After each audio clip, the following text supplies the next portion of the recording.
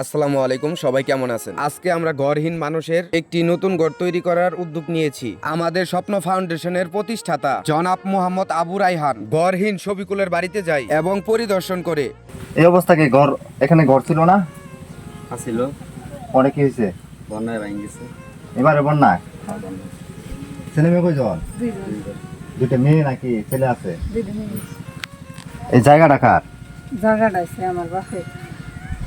মানে আপনার বাবার? হ্যাঁ। তাহলে আপনাদের জন্য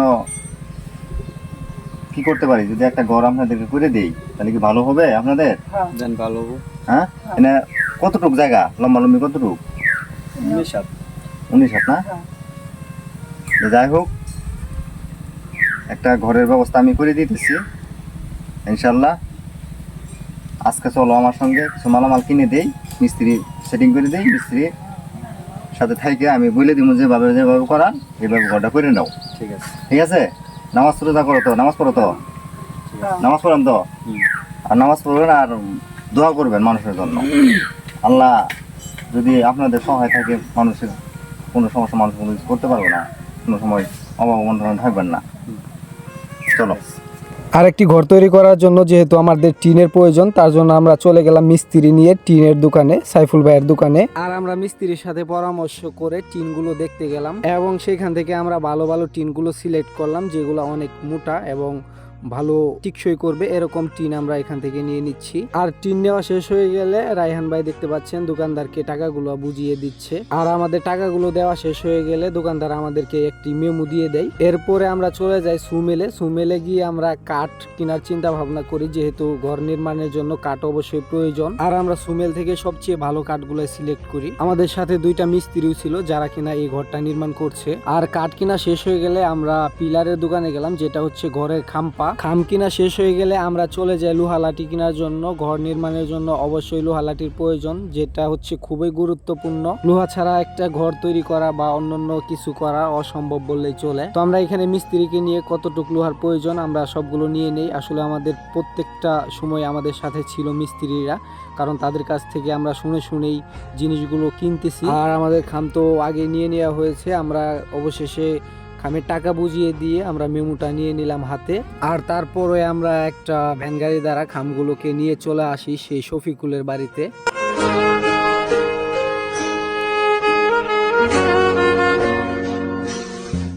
আর আমাদের কাঠগুলো তো দিনের বেলায় কিনা হয়েছিল, কিন্তু রাতের বেলা আমরা হচ্ছে সুমেল যারা থাকে, সুমেলে কাজ করে, শুক্রবারের দিন আপাতত অফ থাকে প্রত্যেক শুক্রবারে, কিন্তু আমরা শুক্রবারে সেই মিস্ত্রিদের ডেকে এনে, যেহেতু রায়হান ভাই তার কর্মস্থলে চলে যাবে শুক্রবার দিন যেহেতু ছুটি ছিল, তার জন্য ভাই নিজে তাদেরকে ডেকে এনে কাঠগুলো ফারিয়ে নেই ঘরটা দ্রুত নির্মাণ করার জন্য। আর হচ্ছে শফিকুলের ওরকমভাবে থাকার কোনো বাসস্থান ছিল না, খুব ভাঙা একটা ঘরে ছিল।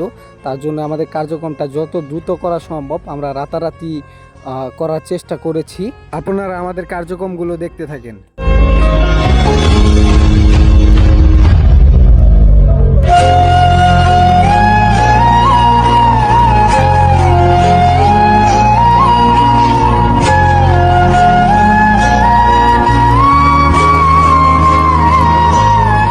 আমাদের টিন নিয়ে যাওয়ার পরেও আরও কিছু টিন নেওয়া বাকি ছিল, যেগুলো আমরা আবারও গাড়ি দিয়ে টিনগুলো নিয়ে যাই।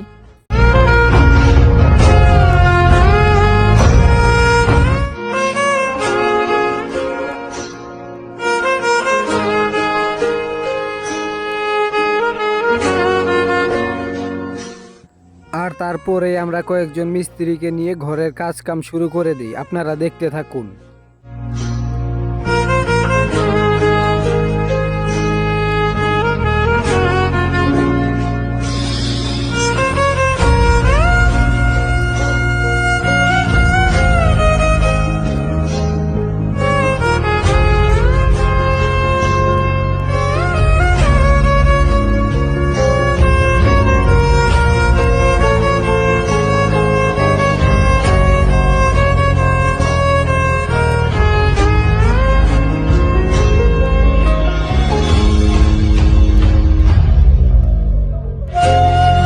আলহামদুলিল্লাহ আমাদের ঘর তৈরির কাজ শেষ। এলাকার কিছু মুরব্বীদের নিয়ে আমরা ঘরটি উদ্বোধন করি।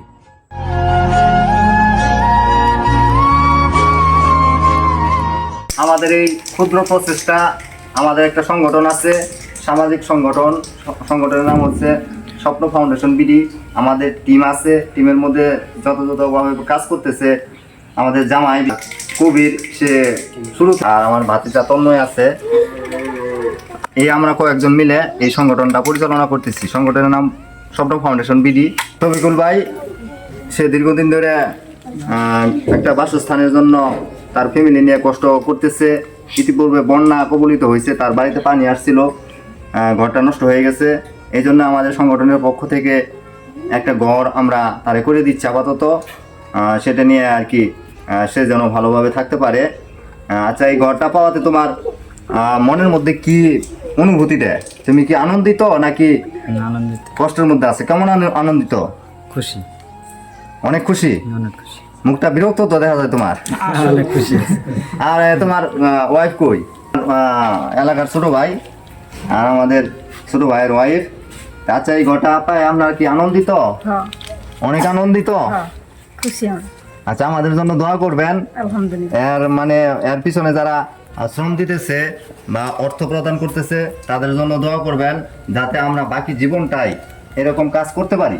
এখানে আমাদের কোনো মানে স্বার্থ নাই। আপনারা আমাদের পাশে থাকবেন, আপনারা আমাদেরকে দোয়া করবেন যেন আমরা পরবর্তীতে আরো কিছু করতে পারি, সমাজকে দেখাইতে পারি।